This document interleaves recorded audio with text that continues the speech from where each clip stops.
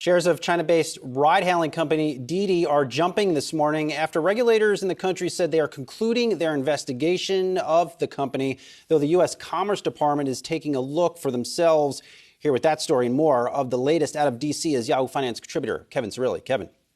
Just an absolutely fascinating development here in the United States on Didi. From a tech diplomacy standpoint, Protocol's Ben Brody reporting that the Defense Department and the Commerce Department are looking into national security concerns regarding Didi. Now, as you mentioned, it comes upon fresh reports that the Chinese Communist Party has said that they are concluding their own investigation. Meanwhile, Didi announced that they are going to be removing themselves from the New York Stock Exchange. So a really fascinating development in what has come to be an illustration of the larger tech story and continuity of policies in the United States between the former administration and the current administration as it relates especially to China tech companies. Remember in the previous administration what happened with TikTok, for example. So a lot of developments from a national security perspective on those China tech companies.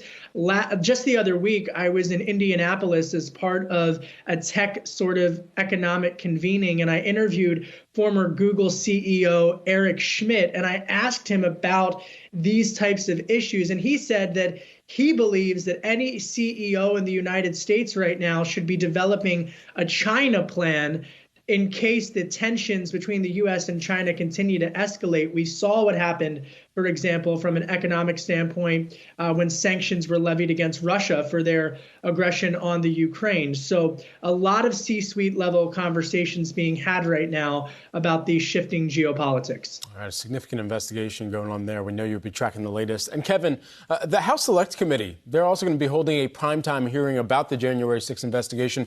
What do you know about the proceedings? What's set to go on there?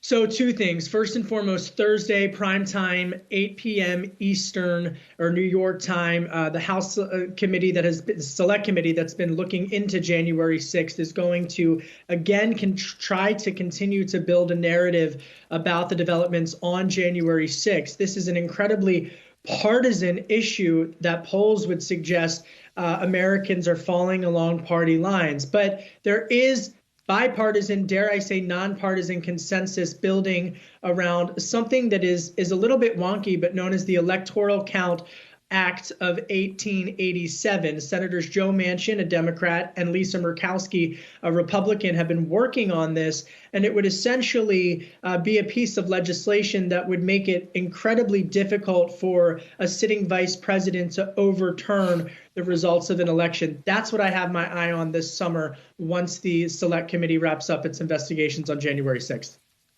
Very interesting stuff. Love the callback, 1887, and what's going on with that legislation.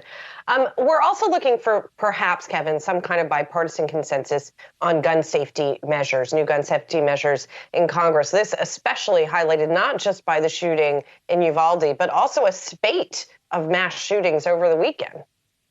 Yeah, I'm actually here back home outside of Philadelphia visiting my family. And over the weekend, the local news coverage here has been absolutely dominated by another mass shooting on South Street in South Philadelphia. The Philadelphia Eagles, for example, are actually holding a gun buyback event at Lincoln Financial, led by the owner of the Eagles, Jeffrey Lurie.